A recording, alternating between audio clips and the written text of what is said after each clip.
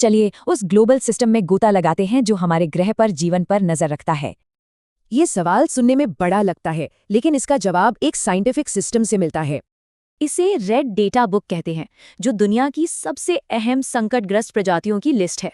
IUCN, जिसका headquarter Switzerland में है, इस लिस्ट को लगातार अपडेट करता रहता है। ये लिस्ट सिर्फ एक कैटेगरी नहीं है, बल्कि ये एक सीढ़ी की तरह है जिसमें रिस्क के अलग अलग लेवल हैं। अच्छा, सबसे ऊंचे रिस्क लेवल पर भी एक दिलचस्प फर्क है। लिस्ट का मेन फोकस थ्रेटन्ड यानी संकटग्रस्त कैटेगरीज पर होता है।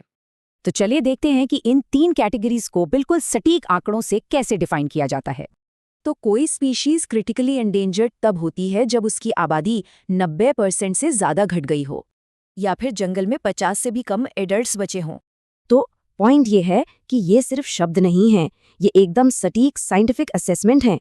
तो सवाल ये है कि साइंटिस्ट आखिर किसी स्पीशीज को इन कैटेगरीज में रखते कैसे हैं?